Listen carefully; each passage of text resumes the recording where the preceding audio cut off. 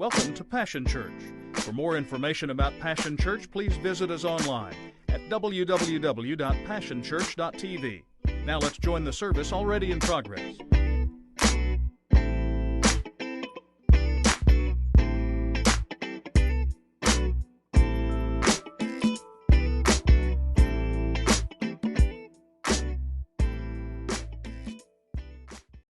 And you do, and that's part of it, but I'm thankful that when we get together, we get to see Jesus. Are you thankful for that this morning?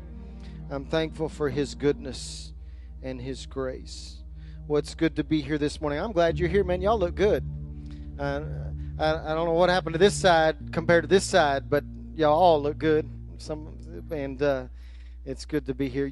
Y'all know that in sports, there's this concept that boxers, if they haven't fought in a long time, they spend a long time off in between fights, that they talk about ring rust.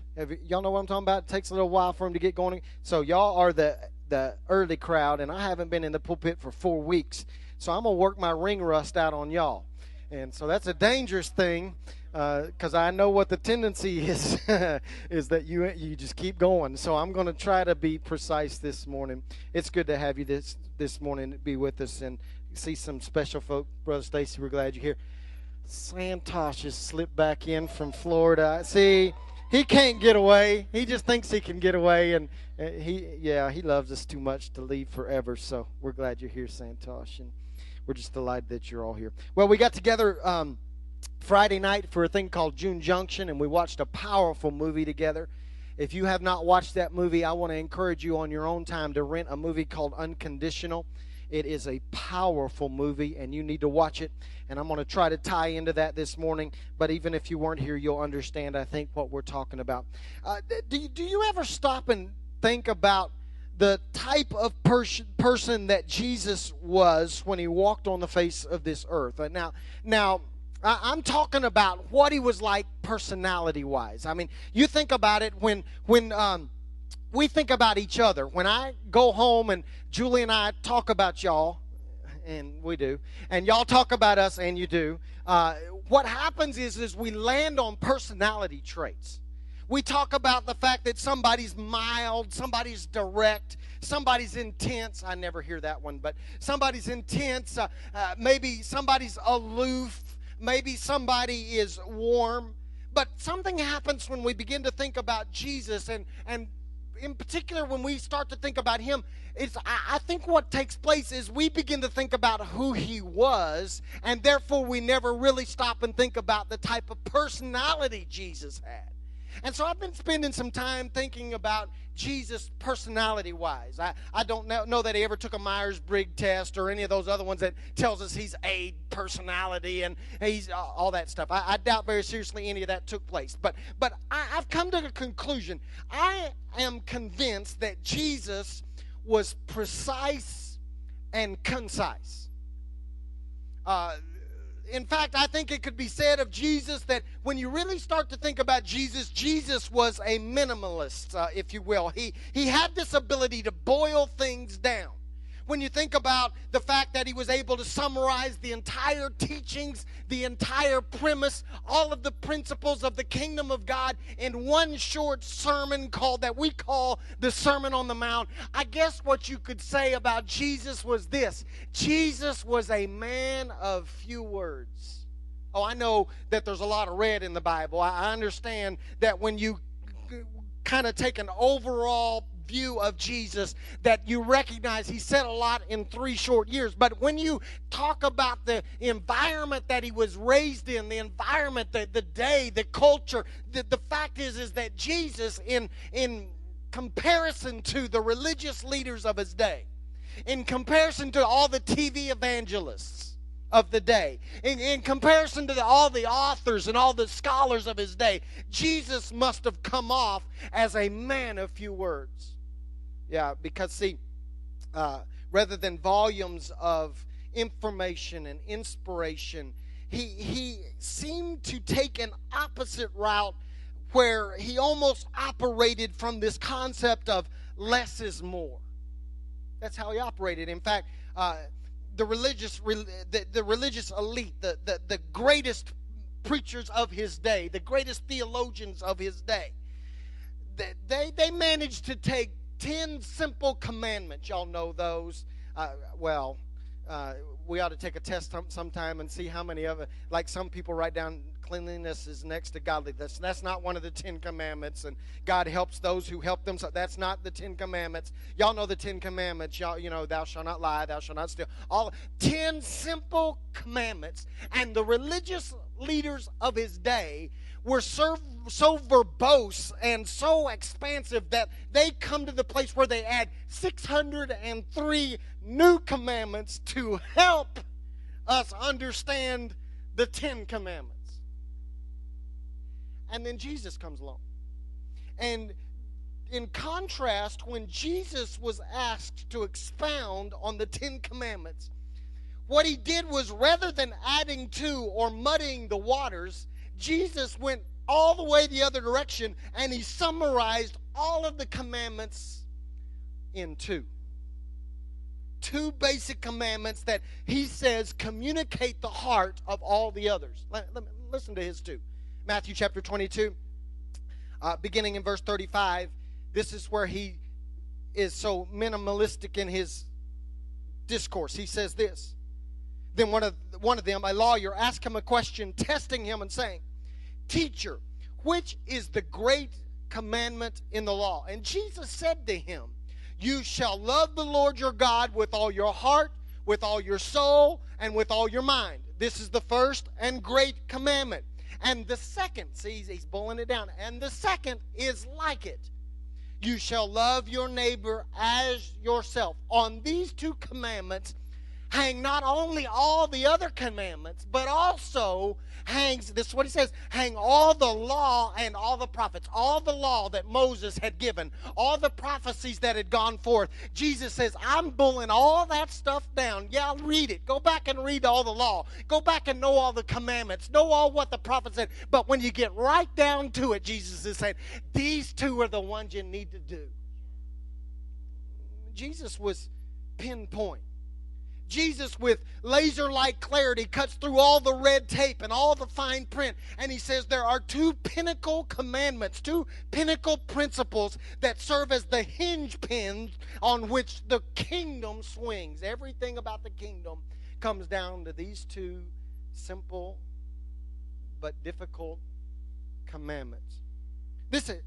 He says this. He boils it down to this. He says the first is this: love God with all your heart, with all your soul, and all your mind. The Message Bible says it like this. It's a little bit different. It says, love God with all your passion. They wrote that about it. Never mind. They love God with all your passion. Then he says, love God with all your prayer and all your intelligence. By the way, just so you'll know, just because Jesus boiled it down to two doesn't mean this is easy. I don't want you to get confused here. Just because he took the time to wade through all those 603, and just because he took time to get through all the commandments and all the principles, just because he was able to boil it down to two, doesn't mean it's easy. He says, this is the first one. Love God with all your heart, mind, soul, and strength. This command, listen to me carefully, catch this morning. This command is a constant call and challenge to perpetually examine our love level for God. Oh, y'all missed that. See what that means is, if we are going to answer and fulfill the call, number one, then that moves us beyond a once a week in a service pursuit of God mentality. Listen to what he says. If you're going to fulfill all the commandments, then you got to start with number one. And number one is this: love God with all your heart, all your mind, and all your strength, all your soul, all that stuff that he's saying. You've got to love God with all of this. That's not easy. In fact, this precise statement from Jesus smacks our tendency to become apathetic and comfortable with low levels of love for God right stinking in the face. He leaves us no room to go through the motions. He leaves us no room to slack off. There's no room to halfway pursue God. To fulfill this commandment requires that we become singular in our focus and our commitment to God. That's not easy. It is this call that should force us on a daily basis to ask ourselves this one simple question, and I want you to do that this week. Here's the question we got to ask ourselves. How much do I really love God? Does my love for God capture my heart, the Message Bible, my passion? Is He more important to me than the pursuit of my career? See, we're getting basic now. Is He more important to me than the pursuit of things? Is He more important to me than any other cause? Am I so passionate, so committed, and so in love with God that I'm madly in love with Him more than any of this other stuff? Is my soul wrapped up in Him? Y'all missed that. He says, love God with all your heart, love God with all your soul. Is my soul wrapped up in God? See, because I think that when you recognize that the soul is the seat of our emotions, then what we could say about some of us, at least by our Facebook, is that we're wrapped up, our emotions are wrapped up in our pets. And our soul is wrapped up in our favorite recipes. I said it was not easy. Are we as emotional about God as we are about Pookie? Whatever Pookie is to you. That could be your pet. That could be a love term for your husband. I don't know. Are we as emotional about God as we are about that? Because what I'm seeing is that we're so emotional about dogs and cats and basketball. Oh, wait a minute. I saw more posts about the Heat and the Spurs and the Thunder than I ever see about God. So where are our emotions wrapped? Okay, y'all don't have to like it. I'm just kind of breaking it down. Where Jesus says if you're going to fulfill the commandment, the great commandment, you got to love God with all of your heart, all of your soul. You've got to become as compassionate or passionate for Him as you are everything else in your life or more. You got to love God with all your mind. How do you love God with your mind? Well, my question is, are you actively trying and attempting to learn anything about Him, or are you just satisfied with what you already know? Y'all ready to go back to guest speakers? I can feel it right now. Are you studying God? You know, the Bible teaches us that God studies us. His eyes on the sparrow. He's overlooking us. He's studying our movement. But are we studying God? The Bible says that we show God our love for Him because we study to show ourselves approved. We passionately pursue Him, not just in worship services, but with our intelligence. We try to learn about God. I know we don't do Sunday school anymore, but that doesn't mean you have to be as dumb as a rock either about God. That means you got to pursue Him on your own. And you got to crack open a book every once in a while. And you got to listen to folks that know about God and study God.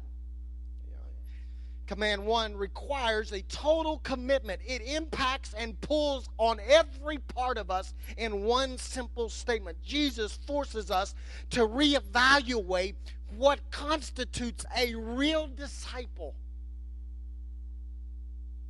Some of us love God, but not with all. Jesus demands that we hold nothing back. Three-fourths is not all. I'm not great in math.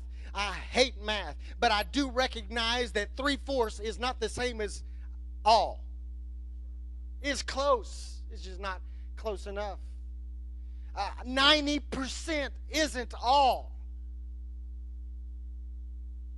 All, I've taught y'all this in the Greek. It's profound. I don't want you to ever forget this. All in the Greek means all. Deep. Deep thoughts with Steve. All.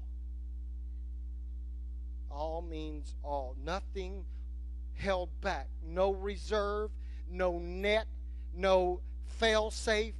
Like the guy that walked over, like Nutso that walked over the Grand Canyon with no net. I mean, you're out on the wire and there's nothing to catch you. That's all, brother. That is all. Some of you need to get out on a wire in your relationship with God because you're holding back, and you've got safety plans and you've got fallback plans. If God doesn't come through, I'll go take a loan. If God doesn't fix this relationship, that's all right. I'll go get me in. Because we don't love Him with all. How close are you to fulfilling one? Without fulfilling all of all, you cannot fulfill the remaining commands. Jesus says that's where it all starts. You've got to love God with all of you. And as I stated, this is not an easy task. But you know what I've noticed is that when we're presented with this unbelievably difficult and imposing challenge, what we do is we quickly and flippantly acknowledge fulfillment of number one. Have you ever noticed that? Guy stands up on at a microphone at a church service like this, and he says, how many of you love God with everything in you? Yes. Everybody in the room will raise your hand because you don't want anybody to know that that's not the truth. So we will flippantly, without even stopping and thinking about what the implications of that question really are, we will throw up a hand or shout yes, or whatever the response is called for. Yes. And yet I think that our lives would look much different if we actually fulfilled all. See, I think we do that because, and I think we embrace that difficult challenge so quickly because we can attest to fulfillment and avoid scrutiny and avoid challenge because this is such an internal and private undertaking. How do we really judge whether you love God with your all? I know you say you do. Got the t-shirt that says, I love God with everything. He's my all in all. You got the bumper stickers and all that stuff. And why we'll let you attest to that without ever challenging you because it's difficult to decide. And so then Jesus comes along, being like He was, because y'all know how He was. He never lets us off the hook that easy. And He follows up number one, I don't like you much for this, Jesus, with number two. If He would have stopped at number one, we would have all gotten off easy because nobody would really know whether we were telling the truth or not. But He doesn't stop at number one, and now He comes with number two. Thanks a lot, Jesus. See, number two, Jesus lays down this public and equally difficult gauntlet. And in an attempt to be spiritual, we would give more weight to number one. But I want you to notice what Jesus says about number two. Jesus says the second command is like the first. Oh, we want to talk about we love God with everything. That's got to be up here. That's number one. And Jesus says, hang on just a second now. Number one's important, but number two is like. Y'all ain't getting this. Let me tell you, another version says it like this. They interpret it's like the first, and they say this. It's set alongside the first. We want to say there's an inequity here, that two's not as important as number one, and if we fulfill number one, we're all right. But Jesus is saying there's a number two. I don't like the number two. I only like the number one because I can do the number one on Sunday morning and nobody will know any different about me on Monday morning. But Jesus says, hang on just a second now. I'm not finished. There's another one that you got to know too. Jesus says it's important to love God with all your heart, with all your soul, with all your mind, and it's equally important to love others. Dog, messed it up, Jesus. Because see, we'll spend hours, weeks, months, and even years trying to fulfill number one and never even attempt to respond to two. All right, we're going to go back into generals where y'all can be all happy. Because y'all looking at me like I'm mean. If I had 4 weeks to build up on this, I'm ready to, See, we don't fulfill number 2. And the problem with that is that when we fail to wrestle with and embrace the challenge, when we harbor apathy, when we harbor disdain, when we harbor hate, when we embrace prejudice towards people, we can claim love for God, and yet the door of the kingdom will not swing properly because we're missing entirely the second hinge. I'm going to get really basic here, and then I'm going to get out of your way. I'm just going to kind of tell you what Jesus said, but I'm going to say it in my own words. All right, you ready? Here it is. I'm going to break it down for you. Here it is. Number 1 cannot be fulfilled without fulfilling number 2. Now, that messes up our theology, because our theology says number 1 is fulfilled with worship, and number 1 is filled with devotions, and number 1 is filled with fasting, and number 1 is filled with church life. Our activity is supposed to be the indicator of our love for God, when according to Jesus, the truth is this: number 1 is actually revealed and validated by number 2.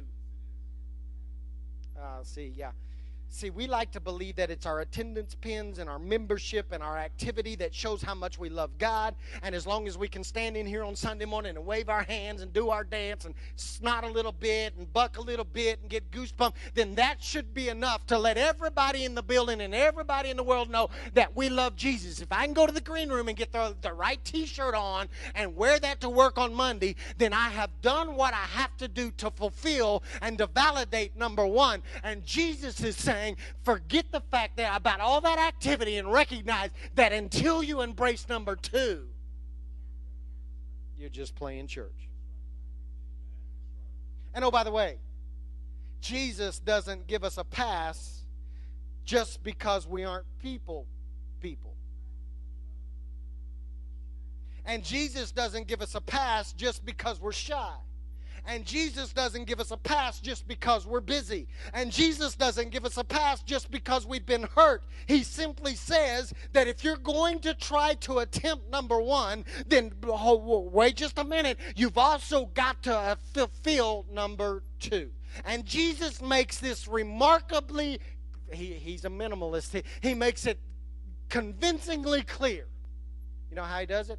Oh, he says it like this in John chapter 13, verse 34 through 35. A new command I give you. He's boiled it down to 2. Now he's going to give you another one. Love one another. As I have loved you, so must you love one another. By this, by what? Our love for God? Our catchy Passion Church T-shirts? Your bumper sticker that says honk if you love Jesus? By that people will know. No. He says, by this, your love for people, all men will know that you are my disciples. Not how much you worship on Sunday morning, not if you knew every song, not if you raise your hand at the right moment, not if you hand out tracts and you're mad at everybody when you hand them out. But if you love one another. So without love for people, people won't even be able to recognize that we're disciples. Paul certainly doesn't give us a pass. Paul's blunt, y'all know. Paul's like my favorite guy writing in the Bible. He just gets down to brass tacks. And he basically says it like this: without faith, or without works, faith is dead. Without number 2, 1 does not exist. I just jacked with some of you right there, and you didn't even realize what I just said. I just said your love for God really doesn't exist. You can't judge me. Yeah, I can. I can judge your number 1 by your number 2. Let me see if I can help you really get an understanding of what I believe Jesus was saying. Have you ever met anybody? I'm not talking about you now. Have you ever met anybody who's always at church, always involved in worship, and from all outward appearances loves God with all their heart, but they hate people? Y'all know who I'm talking about. It's that those people that we attach that oxymoron to, where we say they're hateful church people. They're the ones that the waitresses avoid on Sunday afternoon. Have you ever met somebody that loves God but never gets involved in any type of outreach or act of service? They always have a legitimate excuse. Air quotes. Legitimate excuse to keep the love of God to themselves. And so what they do is they relegate outreach to everybody else.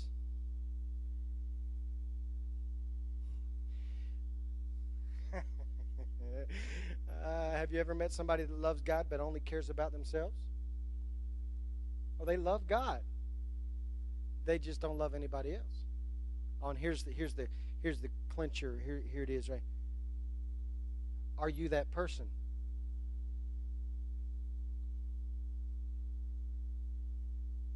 See, a real encounter with Jesus,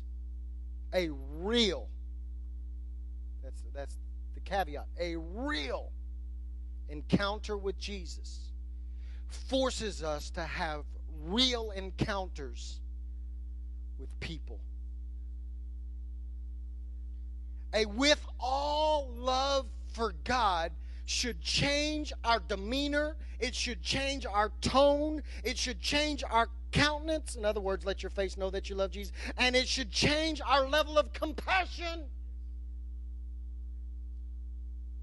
I want to say it like this. Our love of God and love for God should drive us towards people, not away from people. The church has got it backwards for years. We want to huddle up and not let anybody else in. And if we can just insulate and isolate us and we can just get in here, we'll just hold on till Jesus comes. Then you haven't met Jesus, because if you recognize Jesus is coming, then you're going to be going. See, when you break it down like that, it sounds apparent, but I want to say to you that I'm convinced that most of us are striving for number one while we totally neglect number two. Why do we neglect this aspect? We're good about loving God. I want to love God with everything in me. I want to pursue Him. Then why do we neglect number two? If Jesus was right, and just so you know, Jesus was always right. If Jesus was right and He says you can't do number one and not do number two, tell me then, well, why do we neglect number two? Well, I think there's two reasons, and I think both of them are tricks of the enemy that he uses to keep us from bothering with number two. Here they are quickly, and then I'll get out of your way. First, I think the reason we neglect number two is that we barely have enough room in our life for God. So we give ourselves a free pass on fulfilling number two. We have so filled our lives with that we have no room for love for others. Our life is so cram-packed full of life that we can barely eke out even 1 hour on a Sunday morning. Don't bother me about coming back on Sunday night or on a Wednesday night, or God help us, not on a Friday night. I barely have 1 hour to eke out love for God. And now you want me to take time and spend energy and spend effort to make room to love others? Are you kidding me?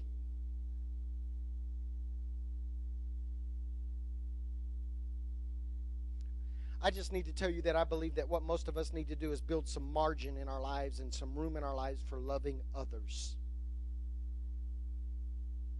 Listen, I'm glad you show up here on Sunday morning. It would be awful lonely in this place without you. But I also want you to know that this doesn't fulfill all the commandments. This fulfills number one.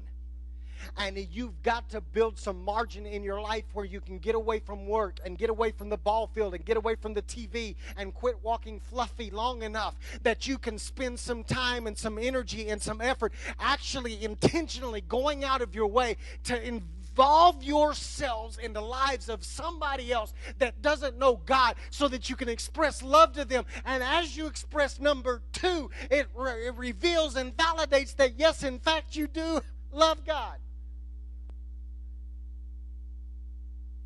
See, if we're not attentive to number two, then what happens is we wake up weeks and months, and for some of us decades later, and we've pursued loving God and we've never stopped to deal with people. One gentleman said it like this, C.W. Vanderberg. He says this. He says, "To love the whole world for me is no chore. My only real problem is my neighbor next door." We have no room in our lives. The second trick of the enemy is this, is that we don't love others because we haven't come to the place where we can love ourselves. Jesus says the second commandment, which is like the first, is to love your neighbor as you love yourself. Some of us cannot really come to the place where we can fulfill number 2 because we haven't come to the place where we appreciate who God created us to be. In fact, the truth is this morning, that is, if you don't love yourself, you really don't love God, because you are questioning His ability and His creative ability to establish you and form you and to bring you into this world like you are right now. And if you don't love yourself, then you're not really just mad at you, you're mad at God.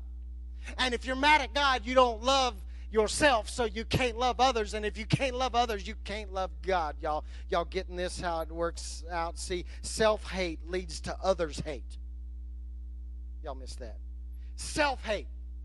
I hate myself. I don't like what I see when I get in the mirror. Well, join the stinking club. None of us are thrilled. I got some requests, God. But if you look in the mirror and you don't like what you see, or you examine your own life and you hate yourself at your core, then I want to tell you this morning that you will never come to the place where you can love anybody else, because self-hate always leads to others' hate. And you will have a struggle and a difficult time loving anybody genuinely. And therefore, you can't fulfill number 1. Some of you fail to validate your love for God, and you think it's because you don't love others. However, the truth is you can't get to the place of loving others because you haven't gotten to the place where you can love you. Some of you, listen, this is a weird way to say this, but some of you just need to fall in love with you. All your warts, all your bumps, all your issues. Some of you just need to look at yourself. In fact, I just want you to go like this. Give yourself a hug this morning. Yeah, I love me. See, some of you wouldn't do it. Jesus is clear. It takes both parts. It is equal parts loving God and loving people that completes the law. Anything less than equal parts is unbalanced and off kilter. So in summary, let me say this quickly. We are challenged to love God. That is a daily pursuit. That is not an easy task. It should invade every aspect of our life. But hear me this morning. At the same time that we're called to love God, we are to show our love for God by loving others. A little boy walked into the family room, and his dad was sitting in his lazy boy. His dad had had a long day at work, and he was exhausted, and his favorite time of the day was just to come home and collapse in the lazy boy. And the highlight of his evening was to grab the newspaper and just spend a few isolated moments. Don't anybody bother Dad. He's in there doing what he loves to do. Just catch up on the news of the day. He's reading the newspaper, and his little boy hasn't seen his dad all day long. And he walks into the living room and seeing his dad sitting there, and he knows he's breaking the rules, but he just has to tell his dad. He says, "Dad." "Yes, son." He doesn't even look out over the paper. He just keeps reading. "Yes, son." "Dad, I just want to tell you, Daddy, I love you." Dad just keeps the paper in place and says, "I love you too, son." Keeps on reading. And the boy can't stand it. The boy, he just got to do it. He walks up and he kind of presses past the paper just around the edge, and he puts his hand on his dad's arm, and he repeats. He said, "Dad," and with some impatience in his voice that says, "Yes, son." He said, "Dad, I love you, Daddy." And without ever taking his eyes off his newspaper and adjusting them so he kind of knocks the kid's hand off his arm, he says, "I love you too, son." Suddenly the little boy backs off, and Dad's back to what he wants to do, which is read his paper. And all of a sudden, crashing right through the middle of his newspaper into his lap, the little boy jumps through the paper, unsatisfied with the response. He dives right through the paper, and he wraps his arms as far around his dad as he could, and he says, "Daddy, I love you, and I just got to do something about it."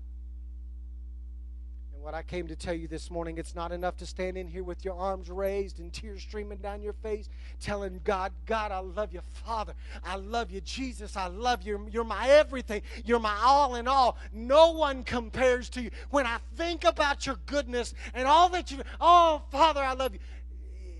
Our love has to be heightened to a place where we say, God, I love you so much that I got to do something about it. I've got to fulfill number 2. So my questions are simple for you this morning. Do you love God with everything? And does your love for people prove your love for God? Father, this morning, my prayer is simply this, that we would be compelled to evaluate our love level for you. And if we come up short, I pray that you would heighten our love for you, and we would not push you to a 90% love or a 3/4 love. Or you would indeed, in fact, become everything.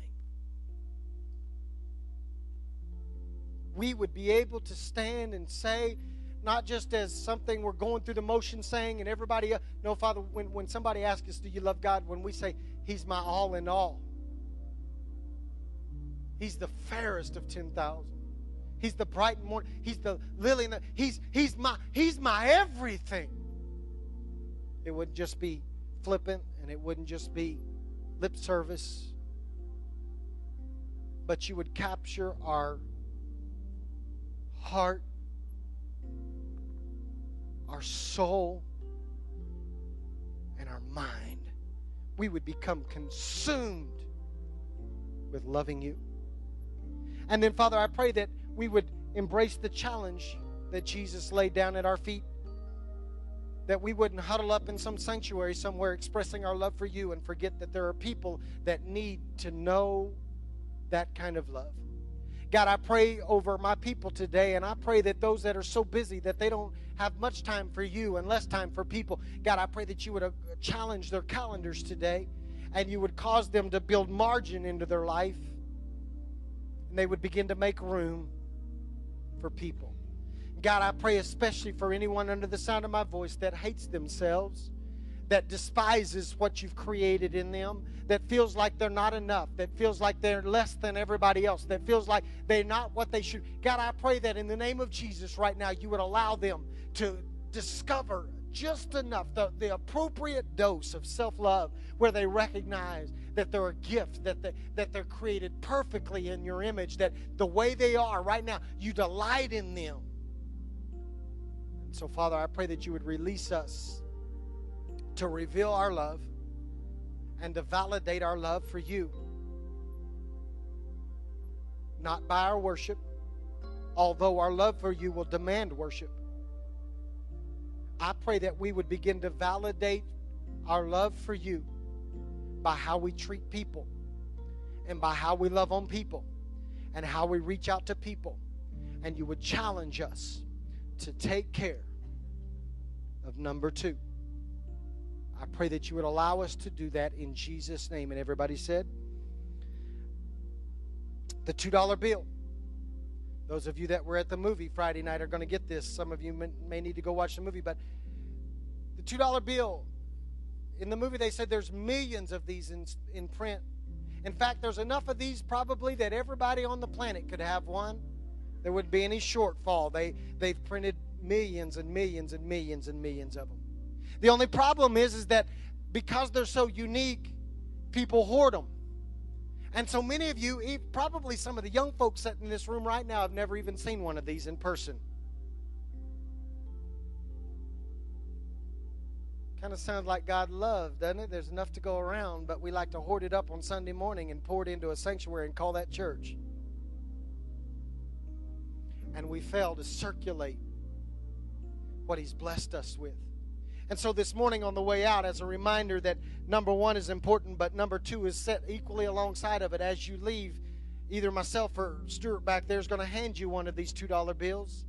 And it's going to serve as a reminder that you have a mandate on your life to love others. That's how you reveal whether or not you really love God.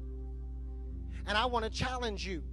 If you need that daily reminder that you have a mandate to love others, then you keep this $2 bill. You put it somewhere where you'll see it every day to remind you, just loving God's not enough. I'm going to validate my love for Him by how I love people. When I'm out there serving hot dogs when it's 119 degrees in the parking lot, I'm just letting people know I love God. When I'm working with those passion sports kids that fail to say thank you. When I'm loving on my fellow employee when they've had a bad weekend and now they're hungover and nobody seems to care. I'm just taking care of number 2. But maybe what you need to do is take this $2 bill and give it away. Some way. Maybe it's a cup of coffee. Maybe somebody comes up $2 short at the cash register and you've got it stuck back in your wallet as a reminder. You need to pull it out and pass it on. Whichever way works for you, it's just simply a reminder that number 1 cannot be fulfilled without number 2. 2. Don't forget 2. Free pizza from Papa Angelo's right here in Bethany. Some of the best pizza in the world, just as a way of...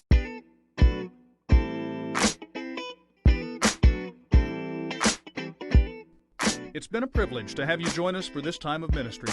To find more Passion Church resources or to make a donation online, visit www.passionchurch.tv. Remember, you can't live without passion.